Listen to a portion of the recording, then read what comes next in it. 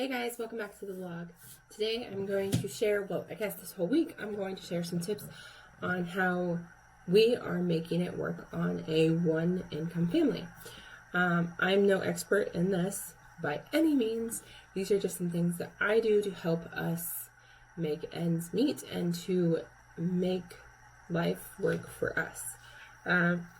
We are a one income family, as I said. My husband is the only one working right now. I am a homeschooling mom, so I stay home and I homeschool our kids. And if you're new here, my name is Amelia, my husband is Gary, and our kids are Riley and Lorelai. Thank you for joining us, and today I'm going to share a few tips that have helped us figure out how much we have to use and spend throughout the month. As I said, I'm no expert. I am just sharing how I personally handle the finances and how it works for us. And this is something that I have. It may not work for everybody, but we're very simple. I like to have simple laid out plans, laid out ways that we do life. By any means, we're not rich. We are basically a family that lives month to month, and that's it. We used to live paycheck to paycheck, and at this point, we're not as bad as we had been in the past, and we're a little bit more month to month, I'd say. My husband gets paid a couple times a month, and so these are the ways that I have found that works best for us in keeping track of our expenses and staying on top of our bills versus drowning in them. So I'm going to take this and I'm going to flip it around and kind of show. Give it here. The tripod didn't want to give me my camera. So I'm going to flip it around and kind of explain how we handle things. All right. Yeah. So here it goes. All right. So here is our budget. And I am not using numbers because I don't think it is appropriate. I am just showing you how life gets to us. If there are any numbers on here, except for those right there, they are just made up numbers, so I can give an example of how this works. So when my husband gets paid, I put the amount here. And then first I pay our utilities. So I would write down these right here are trash, water, electric, and gas, because those are most important things, because we have to have water, we have to have electricity. Then I go over and I see if we have any house, car, private, any kind of loans that would affect our credit. And I write them here.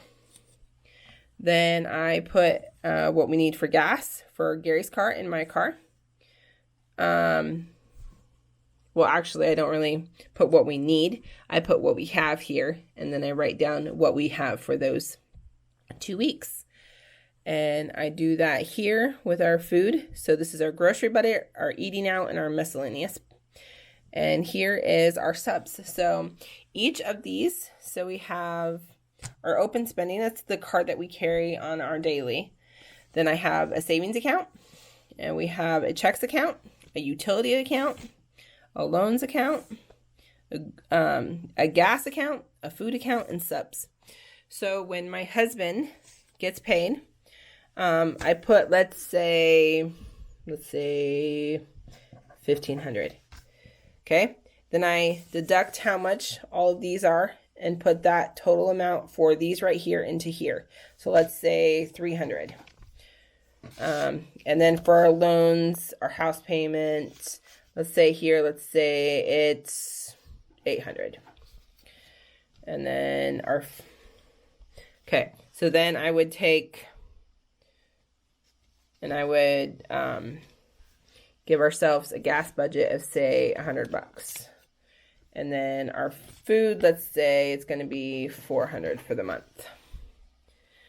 Okay.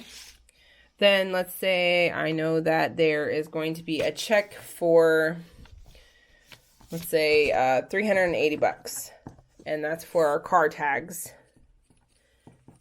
that by the end of the month needs to be paid. So I need to put $380 here. That's to go.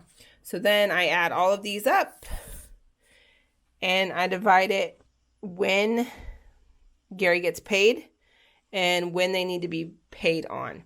So then I put a box here because I know it's going to be paid at the end of the month, so it won't have to be paid there. So the first things that come out, I would make sure that I would put in this box here, and then 100 there, and I'd add up all of those totals, and that what would go here, and I would divide, I would take up wherever we need to go. So 380 needs to go in checks.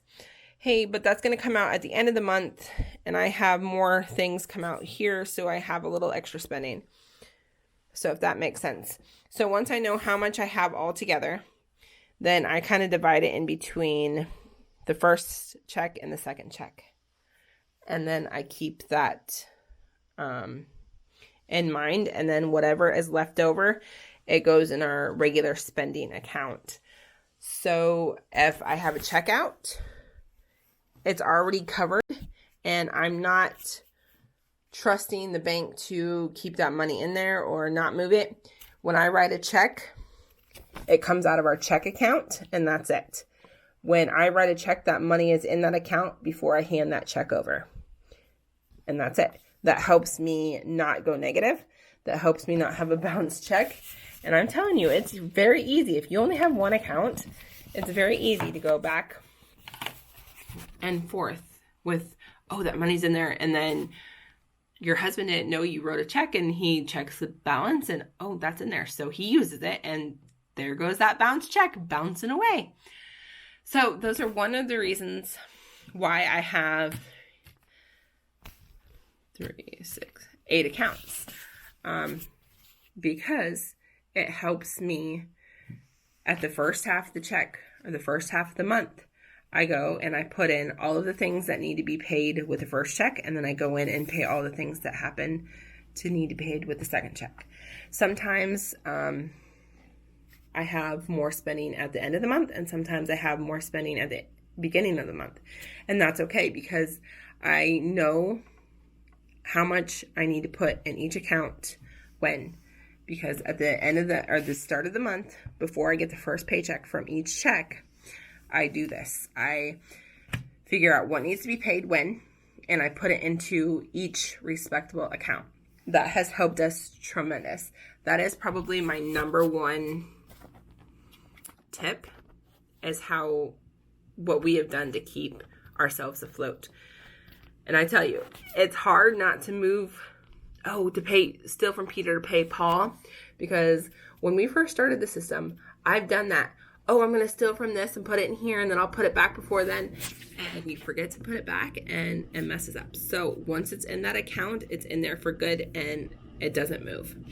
A lot of people say this is similar to the envelope system, but I'm sorry, I can't keep cash around my house. If there's cash there, I'll lose it. I'm not good with keeping things where they need to go. I'm afraid it'll get stolen. I'm afraid that it just doesn't work for us to have cash. So I do have cards for each one of these, but I keep them in our safe. I never have them out because I never use them. All of the places, our subs is automatic payment. Our grocery just isn't our grocery bill. That's in our everyday spending account.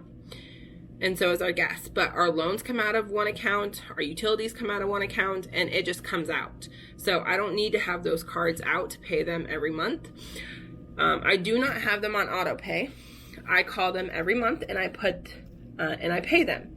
Because when I have the cash, I pay them and it's done and it's over. When I have it, I'd like to pay it. Even though it may not be due for another 2 weeks, once I have that full amount, because sometimes I'll have to take it from the first week and then some from the second week.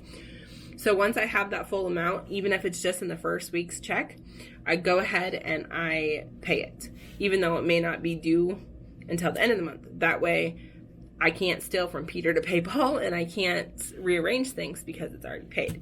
This has helped us and kept us on track a lot more than we have. I think this is the first full year that we have not gone negative in our account because we were stupid, or maybe not stupid, we were just mismanaging our money.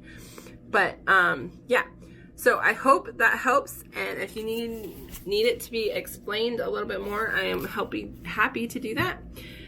But just take a step forward, and it takes time and it takes practice, and I don't even have it right sometimes. I still mess up, and that's okay.